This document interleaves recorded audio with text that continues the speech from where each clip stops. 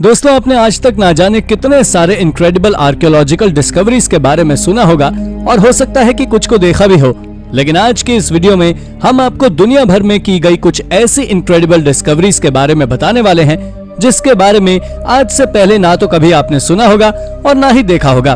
तो चलिए शुरू करते हैं आज के इस मजेदार वीडियो को। Number 10, giant hand in the Atacama desert.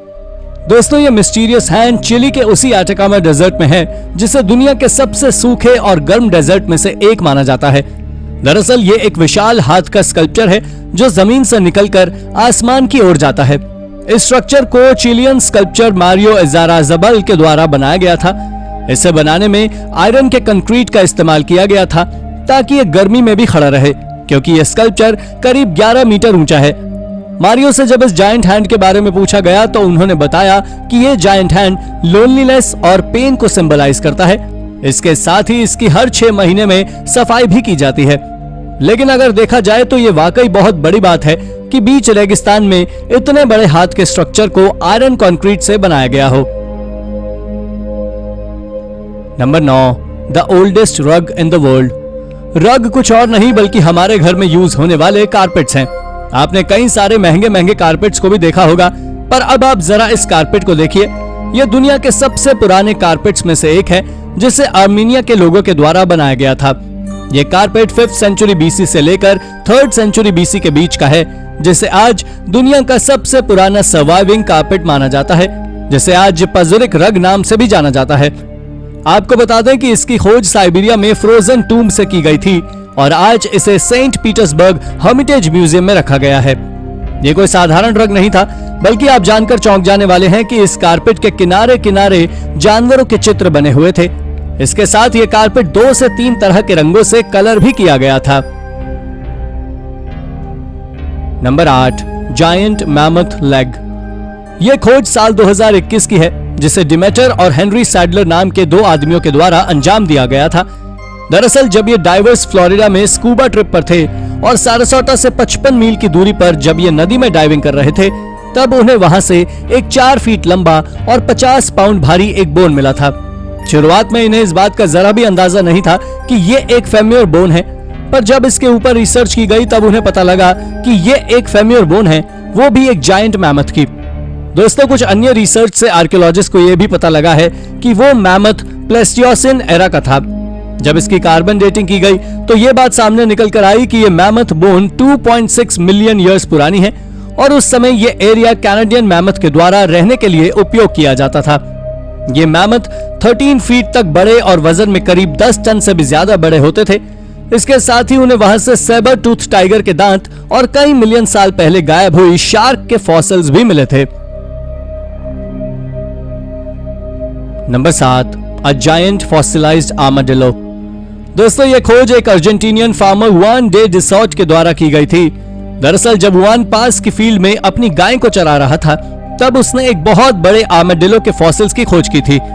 सबसे पहले जुआन ने केवल 2 आर्माडिलो को खोजा था, लेकिन उसके बाद जब आर्कियोलॉजिस्ट ने उस जगह का एक्सकेवेशन किया तो उन्होंने वहां से पूरी जायंट आर्माडिलो के फैमिली के फॉसिल्स को खोजा था और उनकी इस डिस्कवरी में 2 बड़े और 2 छोटे आर्माडिलो फॉसिल्स शामिल थे। इसके विशाल होने का अंदाजा आप इसी बात से लगा सकते हैं कि इसमें से जो सबसे बड़े आर्माडिलो के फॉसिल्स को खोजा गया था वो साइज में करीब एक कार के जितना बड़ा था। पर यह पहला जायंट आर्माडिलो फॉसिल नहीं था, बल्कि इसके पहले भी एक 3 फीट बड़ा आर्माडिलो फॉसिल्स अर्जेंटीना के रिवर बैंक से साल 2015 में खोजा जा चुका है। हालांकि आज के समय इतने बड़े और विशाल जानवर के फॉसिल्स को खोजना कोई साधारण बात नहीं है, बल्कि आर्कियोलॉजिस्ट के लिए यह एक खजाना है। Number 6, king Richard III under a car park. यह खोज साल 2012 में लेसेस्टर सिटी से की गई थी। दरअसल यहाँ एक कार पार्किंग एरिया के नीचे से एक स्केलेटन खोजा गया था। जब उस स्केलेटन की खोज की गई थी तब इस बात का किसी को अंदाजा नहीं था कि यह स्केलेटन एक राजा का हो सकता है।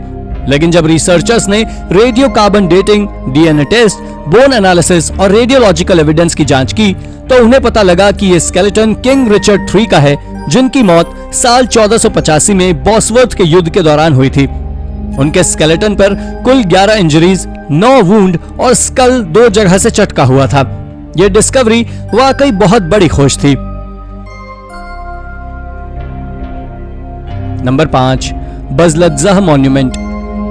क्या आपको पता है कि बाल्कन माउंटेन पर एक बहुत विशाल यूएफओ मौजूद है, लेकिन ये कोई असली यूएफओ नहीं है, बल्कि यूएफओ की तरह दिखने वाला स्ट्रक्चर है जिसमें एक 70 मीटर ऊंचा टावर भी है। इस स्ट्रक्चर को बल्गेरियन कम्युनिस्ट का हाउस मॉन्यूमेंट कहा जाता है, जिसे पार्टीज के लिए यूज किया जाता था।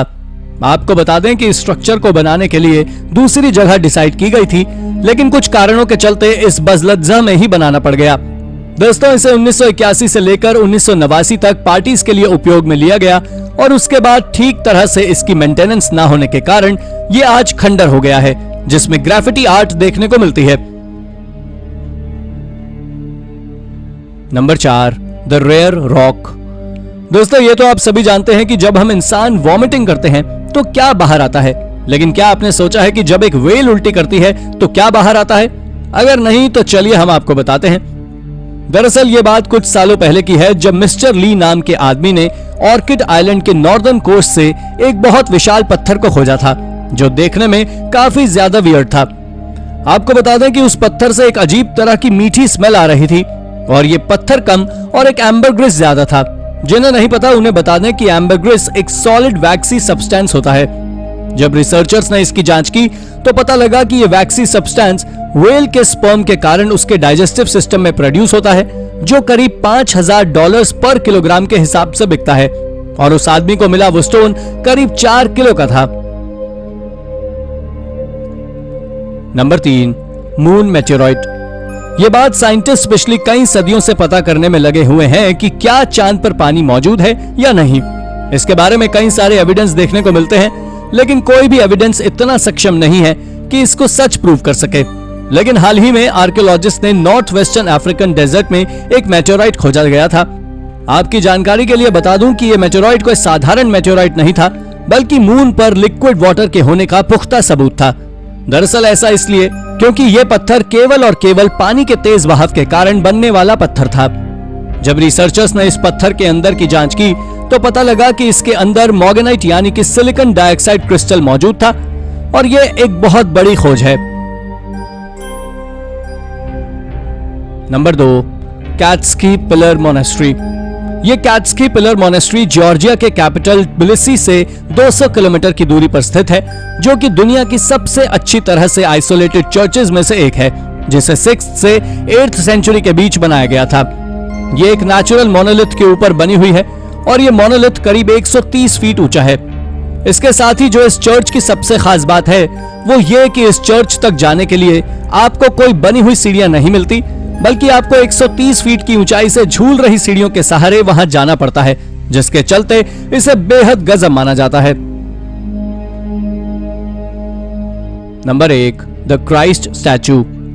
दोस्तों, क्या कभी आपने जीसस क्राइस्ट की किसी ऐसी मूर्ति के बारे में सुना है जो पानी के अंदर कई दशकों पहले बनाई गई हो?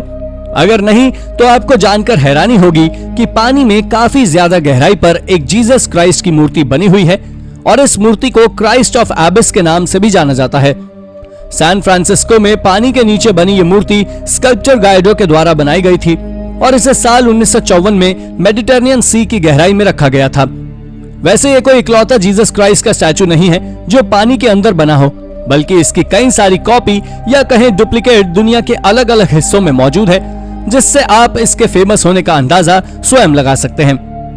तो दोस्तों, ये थी हमारी आज की वीडियो। अगर आपको वीडियो पसंद आई हो तो वीडियो को लाइक करें, और हाँ, जाते जाते चैनल को सब्सक्राइब भी जरूर कर दीजिएगा। धन्यवाद।